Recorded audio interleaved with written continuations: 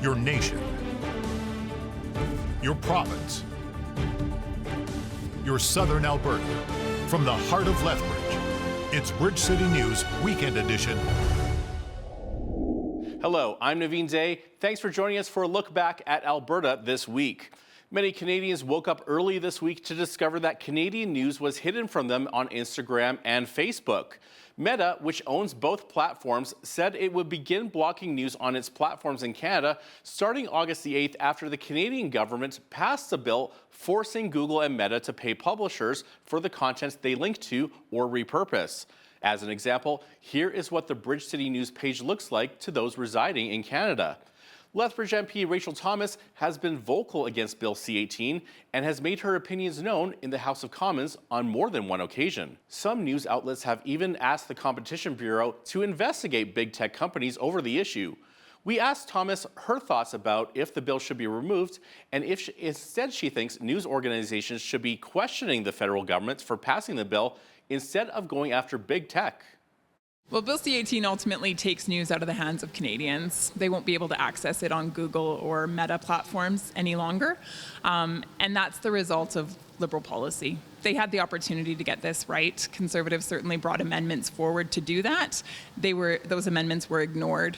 And now, unfortunately, it's Canadians who are going to have to pay the price because they won't have access to those news links the way that they should. So far, Google has not removed any news content from their platform. You can still find our news by visiting bridgecitynews.ca by scanning this QR code. And we are still available on our YouTube page and our Twitter page, which is now known as X. An incident involving a teen that was reported missing last weekend, but then safely located hours later, is an example of Canadian media working alongside police forces. Prior to Meta's blocking of Canadian news content, BCN shared a post regarding a youth who was reported missing. The post reached more than 34,000 people and had close to 500 shares in less than a day prior to her being found. RCMP say Meta's decision to remove news links from Facebook and Instagram in response to the federal government's Online News Act will affect the way they relay information to the public. Mounties say they've been working through ways to maximize their distribution of public safety messaging because in the coming weeks, they won't be able to count on local news popping up on social media feeds. We reached out to Coaldale RCMP to hear some more about their concerns. Their headquarters responded by saying social media is used in addition to established methods such as news releases and press conferences to raise awareness, solicit assistance from the public in investigations, and issue safety messages. We advise Canadians to check the RCMP's website for official statements and verified information. Further, we value our long-established relationship with members of the media who are critical partners in helping to keep the public informed of developing issues in a timely manner. Federal Minister of Energy and Natural Resources Jonathan Wilkinson recently made comments about withholding federal funding if electric projects can't reduce their carbon footprint by 2035. Alberta MLA Rebecca Schultz said this is unrealistic. So we asked Lethbridge MP Rachel Thomas if she thought this was a realistic date. I mean, ultimately, when I listen to energy companies that are existing here in Alberta, they're on board with wanting to reduce their carbon footprint. So that's not the issue. They're also wanting to produce energy that Canadians can use and need. And when the government is working against them, which is currently what's happening at the federal level, of course they're going to push back. And so that's what we're seeing. Alberta NDP's official opposition critic for renewable energy says Premier Daniel Smith's moratorium on approving new wind and solar power projects has caused shock and uncertainty for a sector that has attracted more than $4 million in investment in recent years and created hundreds of jobs. Najwan Al-Janed says it appears Alberta is not open for business. This freeze is coming when Alberta needs more low-cost energy supply and is looking to attract new investments to grow and diversify the economy. I have personally spoken with many leaders in the industry, both incumbent generators and renewable energy companies. No one was consulted. No one saw this coming. All Daniel Smith could have done is consult with the experts and then kept the province open for business. We need to take a quick break. When we return, more on the conflict between different levels of government regarding our energy options. Plus, a look back at crime and court dates. Don't go away. We are beginning our talks with the federal government, and if we can't get alignment, Alberta will chart its own path to ensure we have reliable and affordable electricity for the people we serve. Why they're dragging their feet and flying above my house all the time. I mean, sometimes I have helicopters that would just stay in air, and I don't know.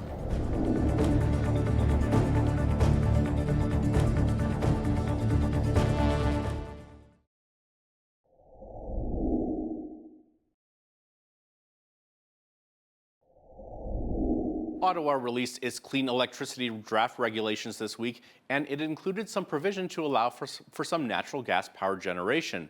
The draft is designed to clean Canada's electricity grid and reach net zero by 2035. Meantime, Alberta's Energy Minister of Environment and Protected Areas, Rebecca Schultz, had some choice words regarding the proposed clean electricity regulations. The draft regulations are unconstitutional, irresponsible, unrealistic, and would make life less affordable for Albertans and Canadians. They will not be implemented in our province, period. They can't. We are beginning our talks with the federal government, and if we can't get alignment, Alberta will chart its own path to ensure we have reliable and affordable electricity for the people we serve. Environment and Climate Change Canada says if the regulations are adopted, the national average household energy bill is estimated to increase by $35 to $61 per year. But it says only 2% of that increase will come as a result of the regulations. A final version is expected to be published in January of 2025. Alberta Premier Danielle Smith was criticized more than a month ago for saying that Alberta won't be following British Columbia's lead on drug policy, specifically safe supply. Political columnist for the Toronto Sun, Brian Lilly, dug deeper into the overdose death rates in Canada, and his conclusion is that Premier Smith made the right call. BC has been at the forefront of changing drug policy in this country for well over a decade, probably more than 2 decades now. And they've gone down the route of safe injection sites, of safe supply, of decriminalizing hard drugs, a very liberalized approach. And yet their overdose death rate continues to skyrocket. It's gone from 7.2 deaths per 100,000 of population in 2013 to they're on track right now for over 45 deaths per 100,000 of population. That's a massive increase. It's only gone down 1 year in the last decade, in 2019. Ontario's has, by not following BC's lead, has gone up, just like most places have, but not at the same level. So Premier Smith was taking a lot of criticism, saying, well, your rates are up. Well, BC's rates are up as well. And they've decriminalized drugs. They've done safe supply. They've done all the things that Premier Smith says she doesn't want to do. What they haven't done is what Danielle Smith says the focus is going to be for the Alberta government now, and that is treatment. The sentencing hearing for Calgary street preacher Arthur Pawlowski, who was involved in the Coutts border protests, has officially been marked on the calendar for September the 18th at the Lethbridge courthouse. Pawlowski, who had anticipated hearing his sentence on August 9th, took to social media on Tuesday to post a nearly 6-minute video. Here is a short snippet of it. I don't really fully understand the technicalities of all of that craziness, why this cannot just be simply done, why they're dragging their feet and flying above my house all the time. I mean, sometimes I have helicopters that would just stay in air, and I don't know, record or monitor or just look around. It's kind of weird. According to Pawlowski's lawyer, Sarah Miller, August 9th was initially only a court docket date and not an official sentencing hearing. But she told Bridge City News they had been waiting on a pre-sentence report and that all 3 parties, including Pawlowski's legal team, the Crown, and the court have agreed on Pawlowski hearing his sentence next month.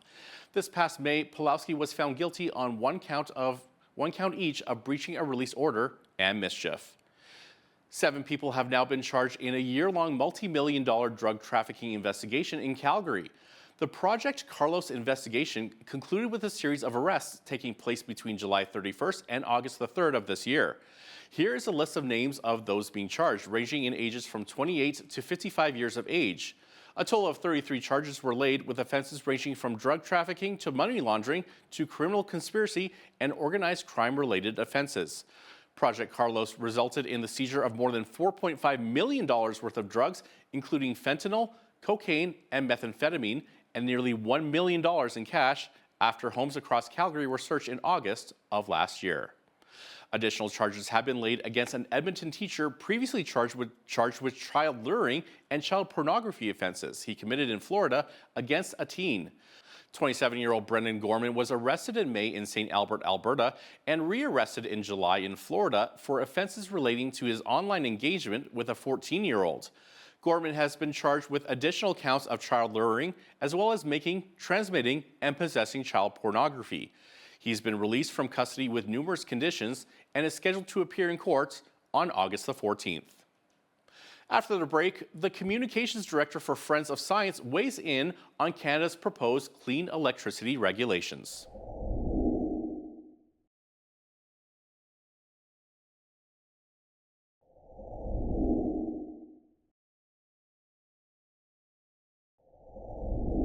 As the federal government proposes net zero and decarbonization, many are asking what this means for Canadians and just how feasible and realistic are these plans. To discuss some of these questions, BCN producer Michael Clausen spoke with Michelle Sterling of Friends of Science. Here is part one of that conversation. From the evidence that your organization has gathered, do these wind and solar projects that we already have in place help or hinder the people and the economy of Southern Alberta? Well, I would say probably up to about where we were in 2000, 2013 even. You know, we had kind of enough on the grid that it did sometimes fill in a good gap. And I spoke with a few of our retired professional engineers, and they said that they felt that it was contributing power and not putting a stress on the grid at that time. But from that point forward, what's happened when we phased out coal, we lost 1,000 megawatts over 2014 of dispatchable power. That's the kind of power that you can turn up or down. And wind and solar can't do that. They're entirely weather dependent and they're very erratic. So if you don't have that backup of dispatchable power, then you face potential blackouts. And that's a situation that we're in now. That's what happened last fall. We had 7 grid level 3 emergency alerts, which means blackouts are imminent, or they start load shedding where they may have agreements with large industrial users where they would phone them up and say, we're going to cut you off in an hour or 15 minutes or whatever it might be.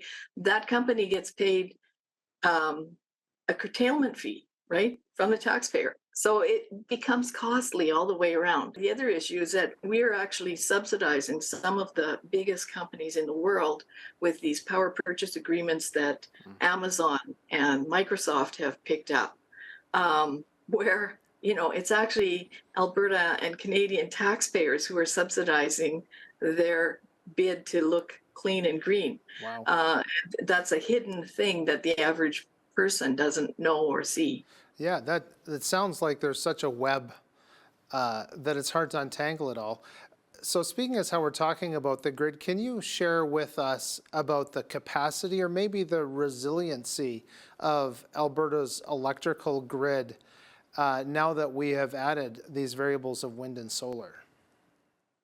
Well, if you look in the Alberta Electric System Operator March 2023, which was the 2022 market statistic report, you can see that we have, I believe it's about 12% reserve capability, which is way down from what it was just a couple of years ago. Now, when we add on the access to the interties with Saskatchewan and Montana and British Columbia, then the reserve capability goes up to about 22% and brings us almost back to where we were a couple of years ago. But that depends on weather conditions. Like if it's really cold and dead and there's no wind in Alberta, then Saskatchewan needs to use all their coal power to fire Saskatchewan, and the same for Montana. So you have those regional weather patterns, and we might be able to draw some from BC, but again, it depends. They might need all their power. So we can't really rely 100% on our neighbors, even though they're very good and we're grateful to them. Yeah. So, but it's lower. It's much lower now. I think the ISO says it's still manageable, but extreme weather events happen, and you don't want to be on the edge. Exactly. Now, there's just so much to talk about, but I want to get to the recent provincial government here in Alberta of bringing out this moratorium on wind and solar projects. From your point of view, is this the best decision the UCP government can make? Well, I don't speak for the government in any way, but, I would say that it's a thoughtful one because of these blackouts that we nearly had last fall. Now, just remember that the ISO report came out in March. We were already into an election period. The election was finished, end of May, and then, setting up cabinet and everything. So it may be that only now are people realizing, wow, we seem to have a real potential technical problem here. Maybe we should hold our horses and review these projects. When we return from the break, we hear more from Michelle Sterling about who is expected to profit once Canada zeroes in on the new power structures in our country, as well as the lifespan of such establishments. That second part is coming up shortly. So to transfer all of our light-duty vehicles to EV would require another 10,000 megawatts of power generation.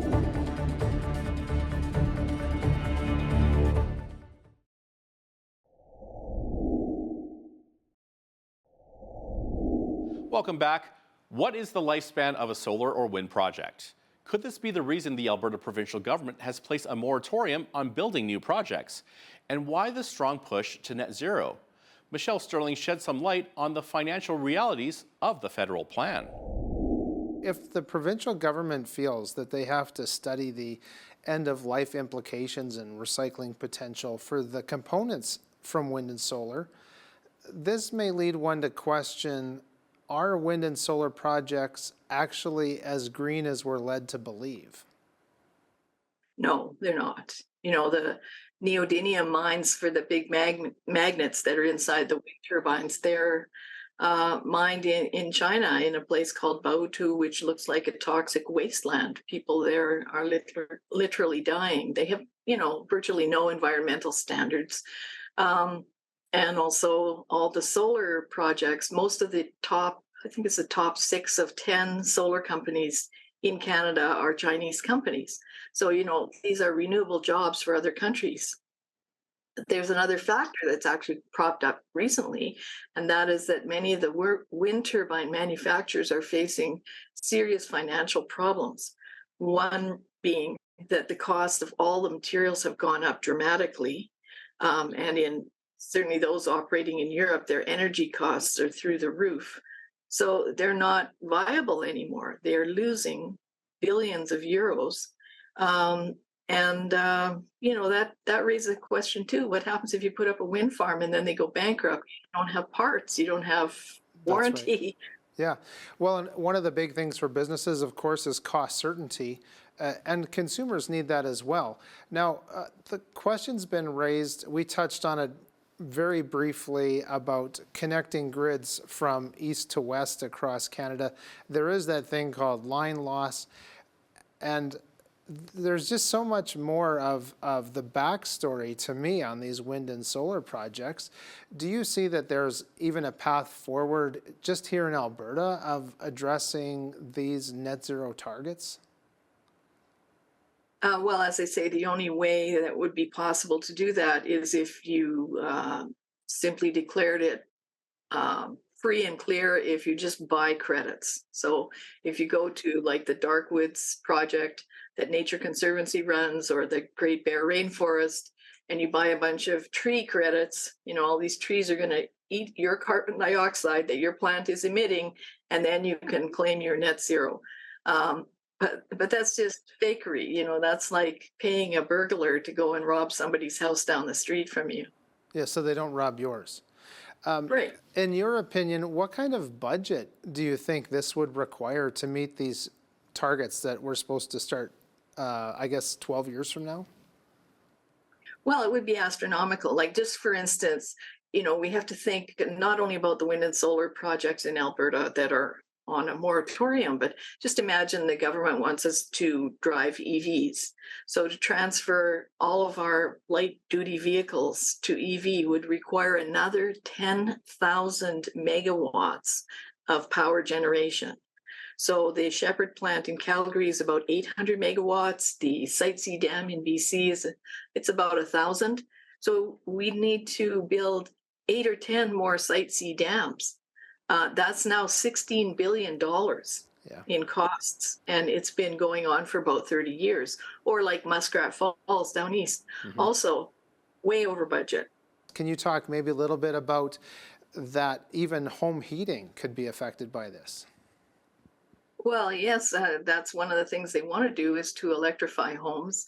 One of the things you mentioned is heat pumps, and people do seem to think that this is a fabulous idea. I know that Seamus O'Regan has really been pushing it down east in the Maritimes. But as you point out, it doesn't work at a low temperature, so it's perfectly unsuited to the prairies, that's for sure. And very unreliable. And if we look at the situation between Ontario and Quebec right now, excuse me, Quebec has electrified a lot of homes. They have a lot of hydro, of course, from James Bay Dam.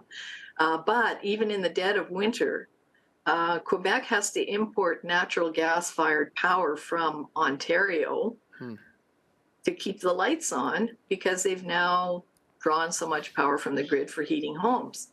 And they've banned other things there, like wood-burning fireplaces. Energy security is not just about having one source of supply. It's about having options. We need to take a quick break, but when we return, we have the local headlines that you need to hear, including the grand opening of a new facility right here in Lethbridge that is expected to bring in $90 million annually to our regional economy. That's next.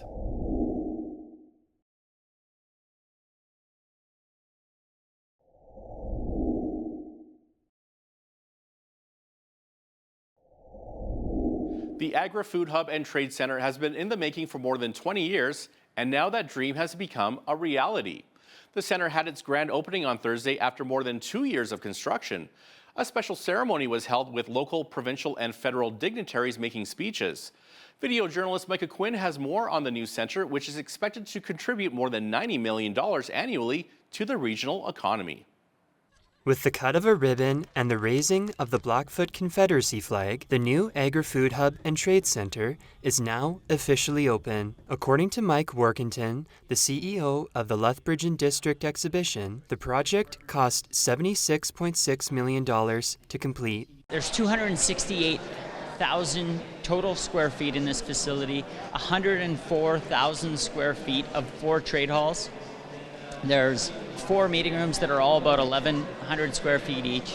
There's three salon banquet rooms that total a little over 13,000 square feet. There's a 6,000 square foot gala space, as well as obviously all of this public space that we're standing in now. This facility gives us the opportunity is to focus on provincial events coming in, national events, and we're dipping our toe into bidding on international events to come here to Lethbridge in southern Alberta.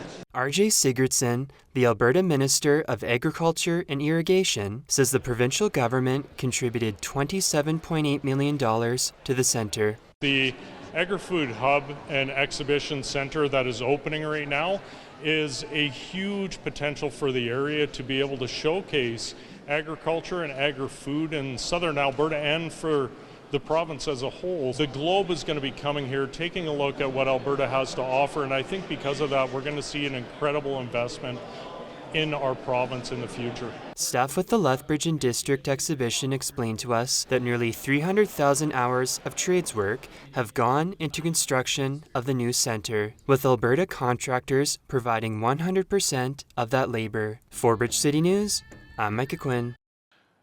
A local seating company has now etched their names into the history of the new Agri-Food Hub and Trade Center. K3Cs agreed to a 5-year naming commitment for one of the meeting suites in the building. The suite is designed to be a space for small meetings, training sessions, and breakout space. Mike Workington, the CEO of the Lethbridge and District Exhibition, says it's important to build partnerships within the ag community as the new center is set to welcome visitors. I think what is really unique about it and more and important about it is it showcases our connection to the actual agricultural production group here in Southern Alberta. And so K3 is a locally owned agriculture production company, started as a farm family. And so it's important to make that connection. We've had a lot of opportunity to partner with corporate entities here in Southern Alberta. And I think these types of partnerships are specifically important and quite frankly, crucially important for the success of ventures like we're about to undertake with the new Agri-Food Hub and Trade Center. The first phase of a new downtown construction project in Lethbridge is now underway. Staff with the city told us what kind of work will be completed in the area. This is a multifaceted project that the city is undertaking. We have a water main renewal that's going to be happening from 3rd Avenue South all the way to 6th Avenue South. As well, we're going to be doing pavement rehabilitation throughout the limits of the project from west of Scenic Drive to Stafford Drive and 3rd Avenue South down to 7th Avenue South. And once that work is completed, we'll be installing protected cycling lanes. These will be the first protected cycling lanes within the city of Lethbridge. It's a great project to really connect in some of the existing infrastructure from our pathways to our existing bike lane that already exists down on 7th Avenue. According to city officials, businesses located at 7th Avenue will continue to remain open during the construction. As well, work is expected to be completed by the end of the construction season. An estimated cost for the project was not provided to us. A special initiative is helping to make sure that underrepresented filmmakers have a chance to shine. The Black Creators Edition from Story Hive is highlighting the wonderful talent that is featured right here in Lethbridge. Sandy Golem created the film Out of Frame, which showcases Black cultures and lived experiences of people who have escaped war and made their way to Lethbridge. This project, I think, was a really personal project for Sammy. And it's really an example of sort of these amazing stories that are in our local communities that don't always have an avenue to get out there and to share with the community. I mean, yeah, Out of Frame, I find is a really great example of that, where there's this amazing, powerful story that may never have seen the light of day. So now that it's out there, I think it's going to have a real impact in the community. When we return, we hear from a board member with Lethbridge Pro-Life why pro-life needs to be back in the conversation.